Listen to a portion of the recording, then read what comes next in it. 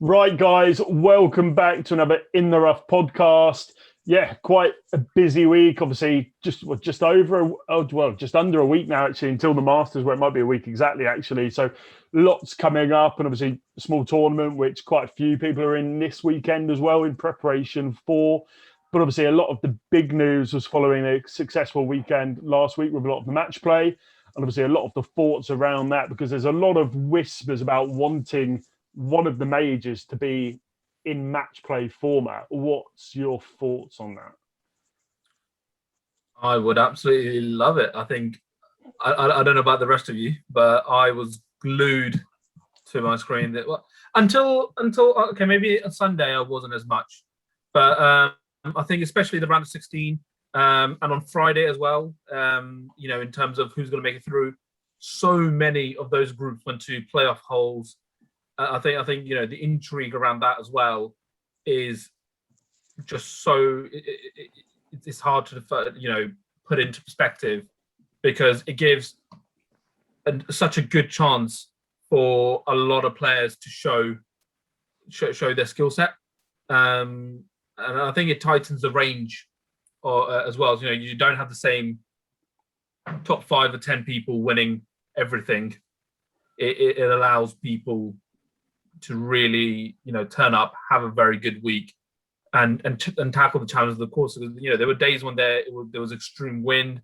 There was days when it wasn't, and I'm sure we'll get onto it. But I'll give Tom a chance. But that's my thought. I think you hit the nail on the head, though. You said the Sunday was boring. The Sunday's meant to be the most excited day. The event started great and it fizzles out.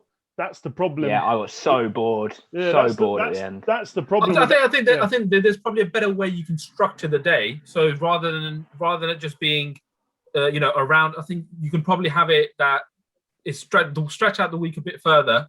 So you have the round of 16 as an entire thing on the Saturday, and then don't go out and play again on, you have the round of 16 on the Friday, the quarterfinals, and the semi-finals and finals on the same day. I think you can probably build up like that, or you can play around with it. No, but it's still got boring because there's no one on the course. Yeah, but I think with the idea of a major as well, when a major's on the line, it's a whole. I don't like it being for a major either, because if you play 9 bad holes, you have no chance of then saving it pretty much, unless the other person hands it back to you. Whereas in a major or any other tournament, you've got 3.5 rounds. And also, you don't have to shoot the lowest score to win. Someone can shoot the lowest score than you and not win. No, but that's part of it. Plus, it's so based on the draw and who you get and who you play. You play your opponent, but that's the thing of I'm sure we'll come on later. But John Rahm had the second best round of anyone out there, but he went out because he came up against a guy who was absolutely on fire against Scheffler. But the fact is, you have to play your opponent. Spieth is, coming back into it. Dustin Johnson is a better player than Dylan Fratelli and Bob McIntyre, but Bob McIntyre, led him for most of their match. I didn't find it exciting in any capacity at the end. It should be coming down to 5 people can win it on a Sunday. Everyone's battling out, rather than but what about someone in the 2 players in the final? They both hit their shots, and you got to wait 15 minutes before you watch another highlight. Yeah. No, but for example, at the last Masters, Dustin Johnson was 8 shots ahead. Coming into a Sunday, who's going to win it. It's basically a formality. Yeah, but that very rarely happens. Yeah, that's right. That's a one-off. And every time there's a match play, when fans are back, you won't be able to get all the fans on each hole on a final Sunday. The Sunday is meant to be the day for the fans. You'll only be able to get 10,000 fans in because you can't have more than that on a hole. It ruins it for the fans. I think logistically it doesn't work. No. I think it's quite boring as it fizzles out because there's just less. I think the spectacle of it is good enough. I'm a big fan of it. That's what the Ryder Cup's for. Yeah, but exactly that. If they did it on another tournament, it would take away how special the Ryder Cup is. It would remove the value of the Ryder Cup. I don't think it would, because the Ryder Cup is that the fact that you go into teams is Europe versus USA, or the rest of the world nowadays as well. But I think that is the unique selling point of the Ryder Cup. But that's It's why not it the fact that works. it's That's why it works, though. That's why it's entertaining, because it's teams. It's not individual. That's why it works. This doesn't work because it's individual, and you're left with hardly any golf to watch, hardly any golf to play. It was a crappy, windy day, What and do you mean there's they only hardly one any golf to birdie. play? They're playing more golf in that week. No, than but they by did- by the weekend, Yeah. there's 8 people left. No, but that's what I mean. You can probably stretch out the tournament that if you don't end up. You'd have to condense it. You'd have to make the players play 4 rounds on a Saturday and 4 rounds on a Sunday. And it's more entertaining, isn't it? But Push I them- mean, like, what about hybrid option? The first 2 days is match play to see who gets through to the stroke play on the weekend. Or no, or do it the other way. Stroke play at the start, and then your positioning and rank determines who you come up against. Like there's a Median cut cut. point, and after the cut, it goes to match play. But I feel like Also, that way you're still going to have the same problem of it being boring on the weekend if you have match play on the weekend. Yep. So I feel like you'd have to have the I match think play it's first. super fun for a day, and then after that, it just fizzles out entirely. That's I also still why think, they've never done it for another tournament. It's not like this has just happened this year. It's been happening for years, and they've never replicated Plus, it. part of the Ryder Cup is you're playing in pairs half the time as well. Like, But Yeah. I just think you can't be the excitement that you have, for example, on for Thursday on that. for one day. In the run up to the last 16 as well, for the people who are getting out the group as well. But also, if you're doing it in majors, you're going to have more than 64 players. You're going to have, you're going to have a larger pool, so you have to stretch out the tournament more. But then So you can have 2 logistically, days. it wouldn't work though, because you'd have to start on a Tuesday or a Wednesday. Because when you're having 2 balls instead of 4 balls, that's double the amount of time. you'd have to start. of course. They started this event on a Wednesday, so you'd have to start it on a Monday. On Monday, it just No, wouldn't work. you can start on a Tuesday, or you can start on. Well, no, because the players won't do No, that. because They're you not would going have to to go have. out and. It would take double the time because you're having half the amount of people per hole, so it would literally double the time it takes. I still think, I'm sure smarter people than us are looking into it. No, But- There's a reason why if they've they never looked done it. into it. They would have looked into it in the 80s Yeah. when There's the a first reason why they match haven't plays done were it. coming. There's a reason it hasn't been done. I don't think it shakes out as the best player winning. No, not at all. I think you can get through without being the best player, end up having Well, an Billy easy side Herschel of the did. draw, and then in the final playing a good round and then beating the person who's had to go through better players. Well, Billy Herschel did. That's exactly what happened. Well, yeah, No, but exactly. he It only didn't bring beat out the what's best in player. front of him. He didn't beat the rest of the field. Exactly. Yeah. That's But You're only the beating one teams player he at a was up time. against, You're not the rest beating of the everyone. field. Yeah. Yeah.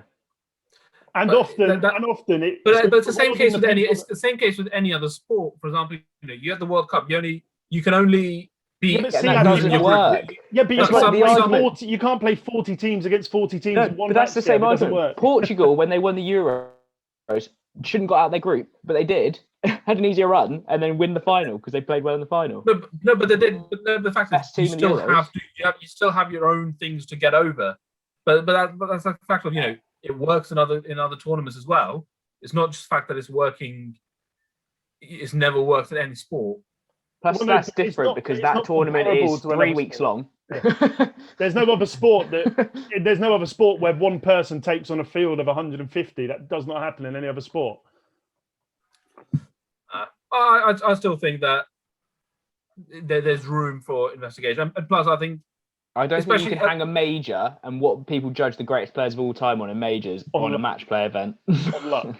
Yeah, On on luck. luck of the draw, who On- you end up playing. Because the other thing you've got to bear in mind, it's very rarely whoever wins the Thursday wins the tournament. Whereas match play rewards the person that's won on Thursday, and the people that often will pick up over the weekend, they're already out. They don't have the chance to do so. no, but that's fine. You have to turn up from the get go. But for example, but also, what it also does is that just ensures that there's no room for mistake.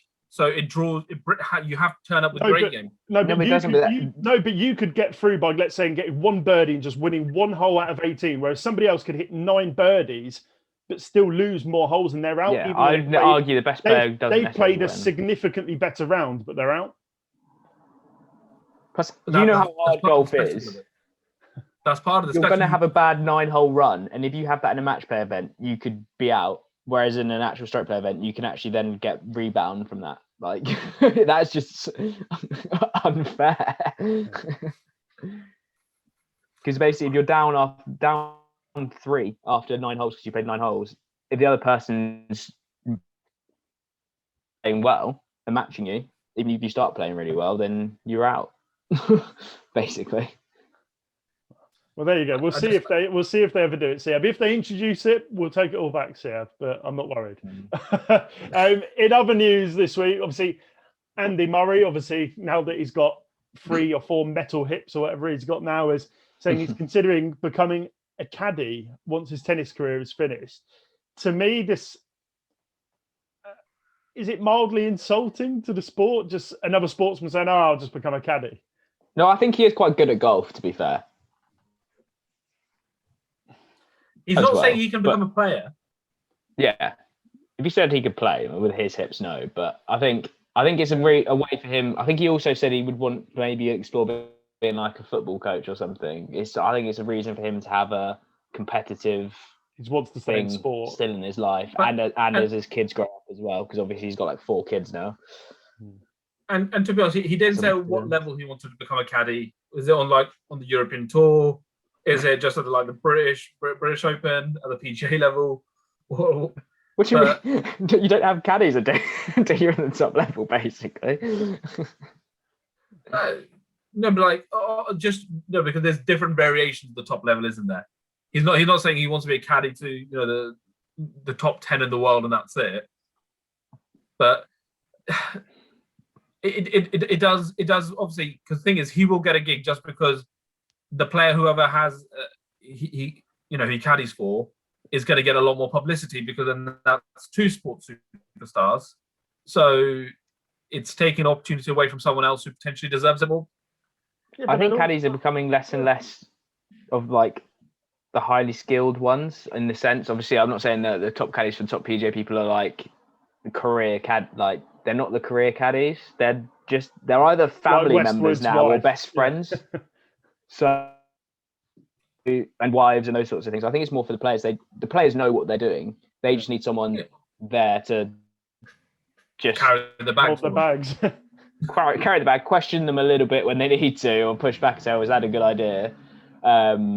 Yeah, I think as a person who would be new to the tour, it's more important getting someone who's got the experience. But when you get to the top levels, it's just having someone you're comfortable around week in, week out as well. Yeah, well, you've got range finders. They can use the range finders now, so yeah, do what they want. No one cares. But in other news, golf was obviously back as of Monday in the UK. Well, England, some other place have had it before. We won't name names. Scotland. Not the Ibiza. But weather's been perfect for it coming back. Annoyingly, when we've booked our rounds, for some reason it's going to snow, but we'll digress. But I mean, it's not going to stop us, is it?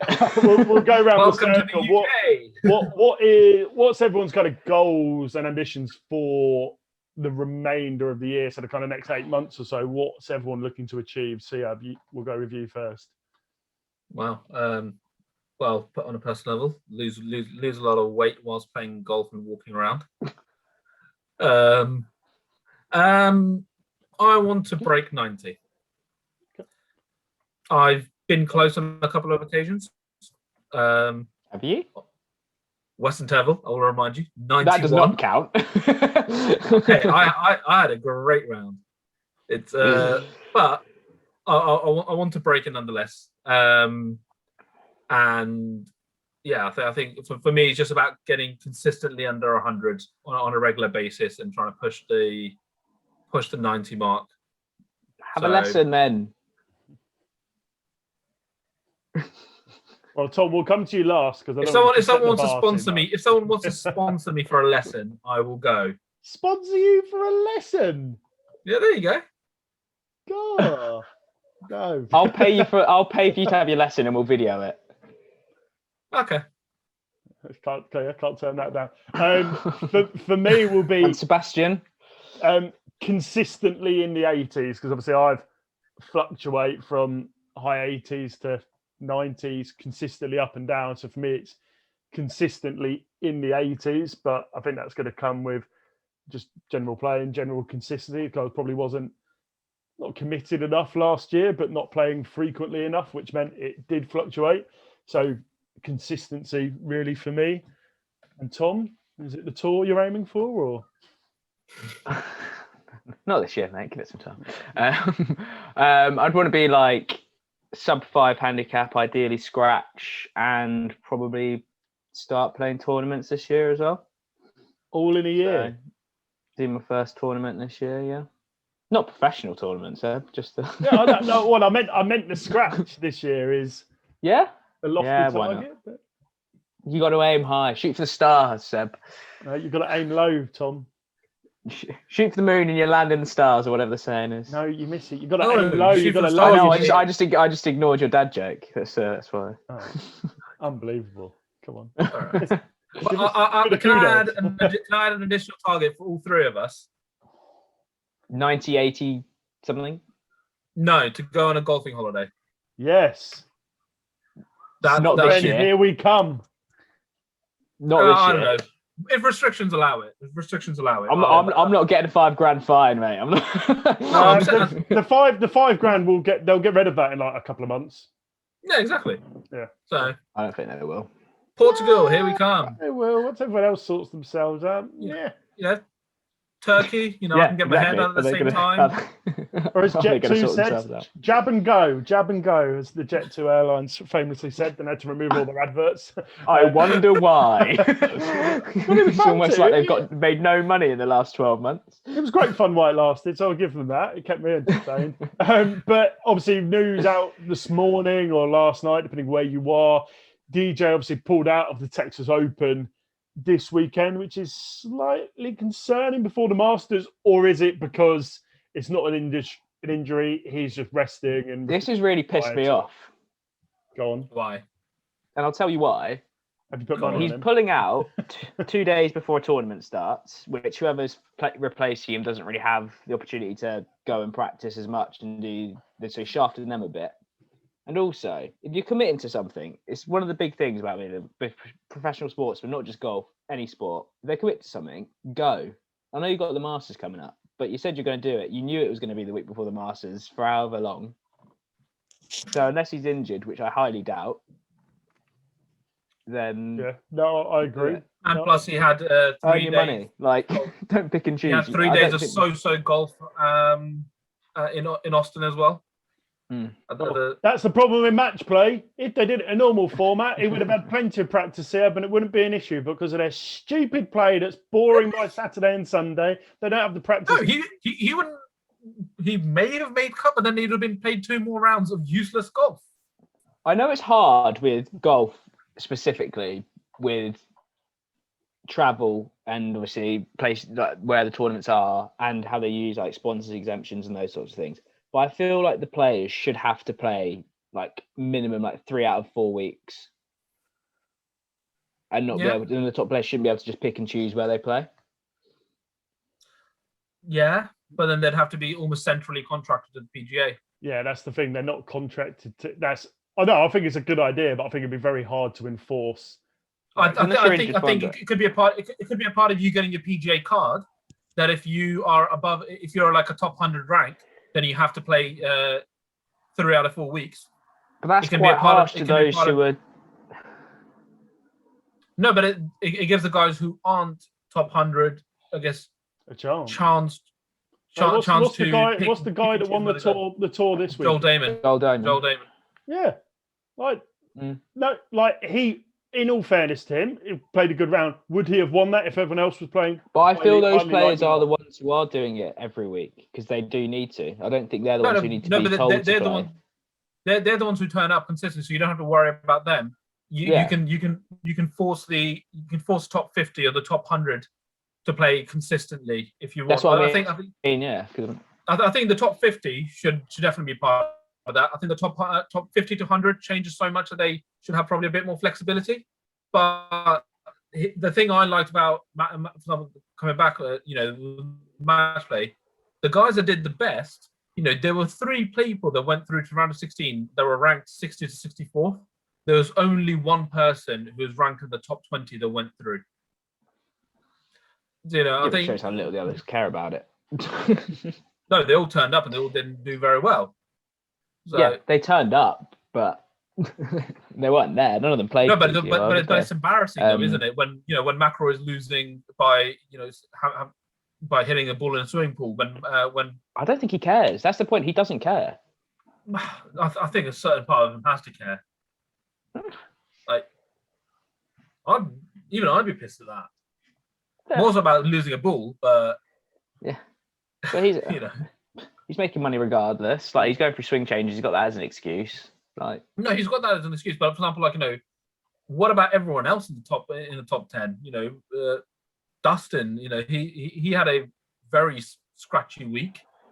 that's they don't play match play though. That's the thing as well. So. Yeah, I feel like they didn't seem like they should be, but they didn't seem bothered. I think it's it should have been a wake up call for ahead of the Masters of. Yeah, but that's where they're all clearly thinking about that. So they're probably quite glad that they're probably quite glad they didn't have to play on Saturday and Sunday, so they can go work with get extra work with their coaches. Well, that's the other counter argument, Tom. Like playing devil's advocate, if they enforce play, what's the likelihood that players throw a tournament in order to gain that extra day rest if they are being forced to play? But I feel like then you'd do something extend the actual length of the tour. So there are weeks where there is a 2-week gap between tournaments because it's very rare there's a 2-week gap. Yeah, no, I was just throwing it out. You have to play 3 out of 4. Every 5th week is a week off or something. I don't know, something like that. But I feel like they have to if you're because they can just live off one win from like 2 years ago and pick and choose where they play. I don't think they're doing that though. Yeah. I don't think they're going quite to that extent. Well, no, but I just don't think it's if you're a professional golfer on the PGA Tour, I don't think you should be able to pick and choose the tournaments you play to that extent that they are able to. Because if they wanted to, they don't have to play. No, I agree. It should be like any other sport where you get given your schedule and your calendar and your fixtures, and you attend those fixtures. Yeah. Because if you're putting out on Tuesday when someone else should have had the chance to be there for 2 days practicing to have a better chance of winning, yeah.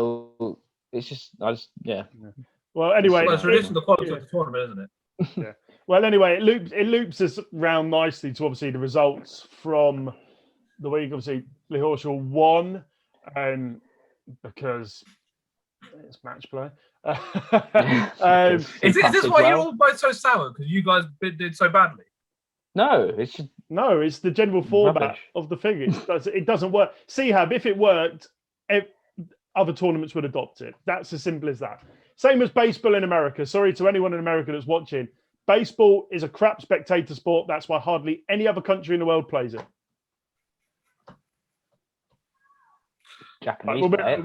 We'll find out. The Cubans play it. I've just chopped off $500 million. No, it's this thing. No, I was saying, so I'm going to irk some Americans here, but it's whenever any one of their teams wins their thing and they're the world champions. Yeah, that's what I mean. Like American